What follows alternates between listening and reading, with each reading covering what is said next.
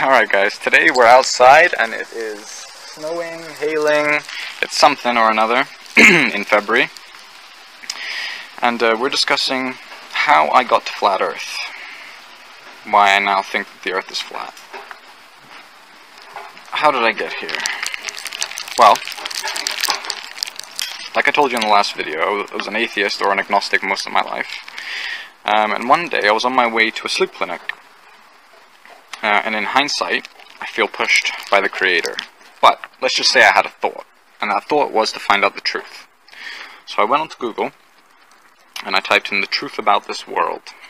And I got onto a website called Truthism. I think it was truthism.com. It's still there, I think. And it goes into some pretty crazy shit, like reptiles and all sorts. I'm not saying that you should go onto truthism.com and believe everything you read. I'm just explaining how I got to where I got to. So that then started a journey. That began in September, October. And for 3 months I was researching conspiracies. I was a conspiracy theorist, as they like to call us, but in reality, they're not really theories. And that phrase has a lot of negative connotations, but anyway. So, by the time I got to flat Earth, I'll just give you a small indication of the amount of conspiracy theories I'd looked into. Here's a quick list. Now, there's many more, but here's a quick list. Fluoride, GMOs, vaccines, chemtrails, 9/11, Sandy Hook, Boston bombings, Paris attacks, missing flights, Illuminati, Bilderbergers, Bohemian Grove, Skull and Bones, CFR, Trilateral Commission, Freemasons, Satanists, Talmudic Jews, Federal Reserve, Rothschilds, the Bloodlines, NWO, or New World Order, NASA, Controlled Opposition, War on Drugs, War on Terror, Evolution, Big Bang Theory, Depopulation, the origins of viruses and diseases. This is a very short summation of the amount of conspiracies I've looked into. So, when I see in my recommended, on the right, in my YouTube, when I see on the recommended side, after 3 months of looking into conspiracies, I see a video called Flat Earth. And I remember calling to my fiancée who was in the other room doing work, because she's a primary school teacher, so she was doing her primary school teacher stuff, and grading papers or whatever. And I remember saying to her, and she's on the same page as me on a lot of this stuff, so I remember saying to her, there's a video on Flat Earth, what do you think? And she said, in just the most nonchalant way you would have thought, she just said, wouldn't surprise me. And that was it. She just called from the other room, wouldn't surprise me. And that's kind of where I was at. Alright? It wasn't that I was a flat earther from the very beginning, I'm not going to say that. But I was open to it, because of the sheer amount of conspiracy. That's turned out to be true. So that's how I got onto Flat Earth. I saw a video I recommended after 3 months of research. And I'm still trying to debunk it. And I sort of approach it from 4 different ways. I tried to prove the globe, I tried to disprove the globe, or debunk the globe. I tried to prove flat Earth, and I tried to debunk flat Earth. So I'm always trying from 4 different sides, and I still haven't really fully made up my mind yet, because we're constantly learning new things. We're constantly being given new information. If you don't want to be a victim of cognitive dissonance, you've got to be willing to look at new data, to look at new information, to look at new truths, and see how they fit into your existing belief systems. Now, if they go completely against your belief systems, then you may have to reevaluate your belief systems altogether. Like me. I was an atheist. I was an agnostic. And now I believe in the Creator. I'm not subscribing to one religion. I'm not subscribing to one branch of religion. But that's where I'm at now. So you've got to be willing to look at the information, the new information, and there's plenty of new information coming out there. So that's today's video. That's how I got onto Flat Earth. Peace, love, happiness, freedom, and all that. Eclipses make absolutely no sense on the globe Earth. I compare here the path of several eclipses on the Mercator projection and on the Flat Earth map. On the Bull Earth you are forced to have a wobbling ball in space to fit the path of eclipses. Not to mention that the shadow of an eclipse on Earth measures around 50 to 70 miles. We all know that shadows are bigger when projected on a distance, but to fit the ball Earth deception, they say that the contrary happens, that the shadow gets smaller. Look at the Mercator projection, and on the globe, you have there a zigzag path of eclipses. That makes no sense, so I plot these cities on the Flat Earth map and voila. Everything makes sense now. The sun and the moon are much smaller than we are told, and they make their circuit above the flat Earth when they cross paths. That's when we have solar eclipses. The lunar eclipse is caused by dark bodies that are not made public but that are documented in the Royal Astronomical Society of London.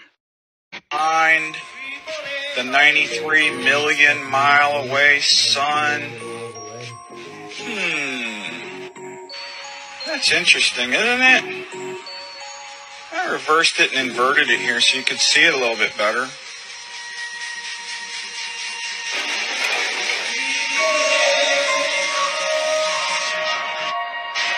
Isn't that interesting? I wonder how that can be. 93 million miles away, and the clouds are going behind it. And in front of it, in fact. Clouds in front of and clouds behind it. Boy, that's a really strange phenomenon. What up, fam? Believe it or not, the most accurate GPS in the entire world is owned by the Air Force, and coincidentally, it's closed code. So yeah, it's not open source, and the reason being is because we'd be able to back engineer the math proving that it's not a globe.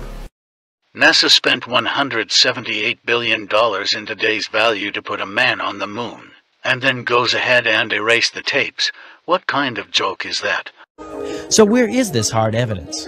I haven't seen anything that indicates the telemetry data is even in existence, and as I said, even if we had it, we don't have the machines to play it back.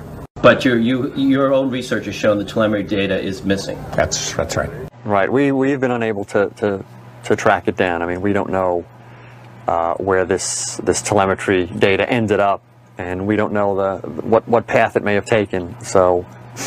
Unfortunately, I'm afraid I can't really give you much of a clue as to where this data ended up and whether it still exists or not. On top of that, they also destroyed all technology of the 60s and says it's a painful process to build it back. What a joke. I'd go to the moon in a nanosecond. The problem is we don't have the technology to do that anymore. We used to, but we destroyed that technology, and it's a painful process to build it back again.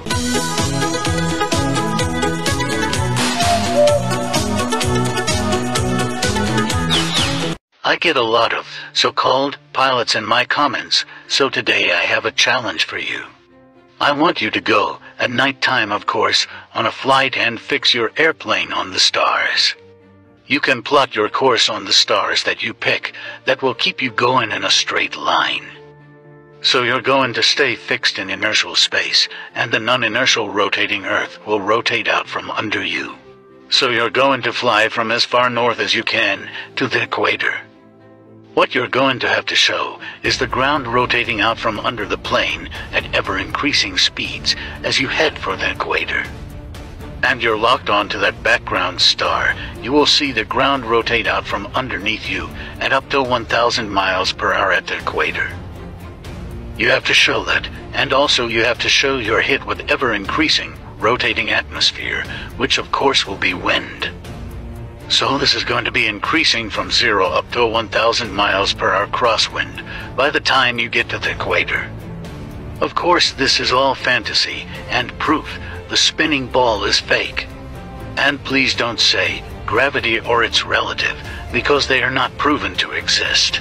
This is 100% proof that the spinning ball is fraudulent and based on pseudoscience. This is just one of many proofs we live on a stationary Earth. Sometimes the moon reminds me of ice or a frozen lake.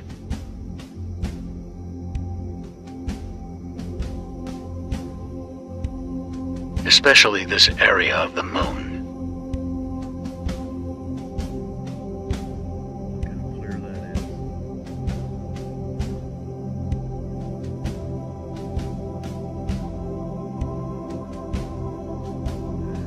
Not saying that's what it is, just saying it kinda looks that way.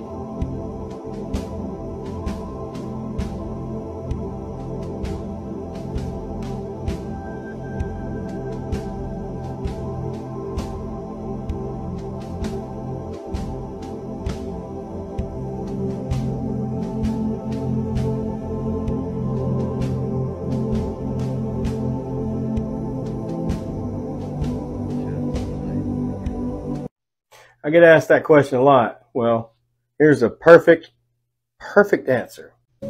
You'll never be able to see anything like this on your own. NASA and other space agencies, they give you images like this, but with your own telescope, they come out like this. And the only reason it appears to be round or spherical is because it's being processed through the software in your telescope. And if you have an older telescope that doesn't utilize software, it has a convex lens and concave mirrors inside that round off the image. And if you end up going to a planetarium, you'll be looking at CGI. And if you happen to get your hands on one of these, you'll be looking through filters. But if you really want to know what the so-called planets look like, get you a Nikon P900 camera and have at it.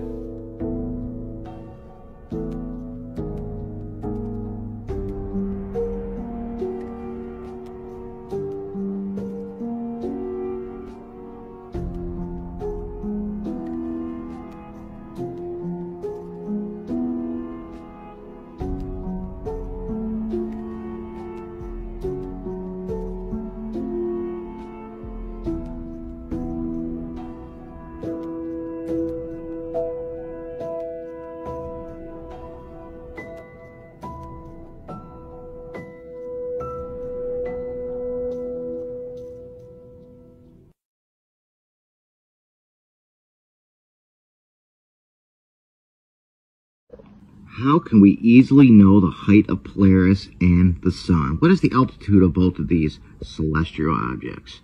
It is very simple. Two observers at 45 degrees north latitude, both always see Polaris at a 45 degree angle in the sky. 45 degrees standing at 45 degrees north latitude. Sees the star at 45 degrees above in the sky. So we know that, according to Gleason, that there is 3,450 nautical miles from the center to the equator. The center to the equator, right here, 3,450 nautical miles. Half that distance would be 1,725 nautical miles. And we know that here to here is the same, is equal to there to there. 1,725 nautical miles. So we know that. We know that. Mathematically, that's just how it would work, right? We go over here to the sun, and it's the same thing. An observer standing at 45 degrees north and 45 degrees south both see the sun at 45 degrees in the sky. You were to raise your sextant or astrolabe, you would see the sun at 45 degrees in the sky if you're standing from 45 degrees north and 45 degrees south on solar equinox at solar noon, and an observer at the equator would see the sun 90 degrees vertically plumb, so I could do this on camera, above them, where there would be no shadow. So the observer on the equator would see the sun directly above them, while these two would see the sun at 45 degrees in the sky simultaneously. So that would make this distance here equal to this distance, which is the same as this. 1,725 nautical miles. Very, very simple to understand. I know there's a lot of folks who are claiming that the sun is 3,000 miles high. Polaris. I don't know how you guys got that, but that's improper. It's 3,450 nautical miles from here to the equator. Half that distance is 1,725. Here's the equator. 1,725, and so that would make this equal. That would make this equal. 1,725 nautical miles is the height of both Polaris and the sun. Love you. Somebody tagged me in this video, and it's supposed to explain why we can't see the curvature of Earth. And the premise of the video is that Earth is so gigantic in relation to us. We are so microscopic on Earth that we couldn't possibly see any curvature. Now, the only problem with this argument is that it negates another argument, which is that we can see boats disappear going over the curvature of Earth standing on a beach. You can't have it both ways. You can't say that Earth is so large you can't see the curvature, and then in the same breath say that there's enough curvature over 3 miles to make an entire ship disappear. It doesn't make sense. We have a person standing here that's witnessing a ship vanish right before their eyes. Now, what could make this ship vanish if there is no curvature in between the person and the ship? Convergence, maybe? You guys need to wrap your head around this concept, or you'll forever think you're in outer space spinning on a rock where monkeys turned into talking people. The only reason you can see the sun, the stars, and the moon is because they are not millions of miles away from you. You've been finessed. Why? I have no idea. I don't have all the answers. I'm just pointing out the obvious. You can either take it or leave it. It's up to you. But this is your reality. Your perception of reality will not change the facts. And to see this, you need only to be a critical thinker. I think that's the issue here. Most globe enthusiasts don't think critically. And then you call us people who do think critically conspiracy theorists, when you guys are the ones with all the damn theories. The theory of relativity, the theory of evolution, the Big Bang theory, the theory of gravity. Everything about this globe that you believe in is dependent upon theories. And all they have to do is put the word scientific before theory and you're sold on it. That's wild. Y'all enjoy being lied to. I can't even understand it. We actually went to the moon in 1969, or do you think it was a hoax? It's the first time I ever heard about it. Really. There is a possibility it could have been a hoax, yeah. When the shadows and different things were analysed and where they said the moon was and different things like that, it didn't look real enough. When it landed, there wasn't that much dust being blown away. Yeah, he's got a lot of little things that add up. My journey begins in cyberspace. I just type in fake moon landing and presto, instant documentary. I discover a book called NASA Mooned America, written and published by a man in New Jersey who only goes by the name Rene. I convince this secretive author to come out of his isolation and meet me at this Holiday Inn in Totowa, New Jersey. Nice to meet you, Rene. Yeah, hang on a minute. Okay, nice we to got to meet you. unload. Rene is an inventor, author, and ex-member of Mensa, the elite club for those with super high IQs, a society he quit due to their reluctance to take on his controversial stance on the moon landings. As soon as you see the foreground and the background go like this, you know it's a backdrop. This limb weighed 33,000 pounds, and it dropped onto the moon using only one engine. But on all, and I mean all, the moon landings, all 6 times, there is no crater, there is no dust blown away. This is typical of each landing.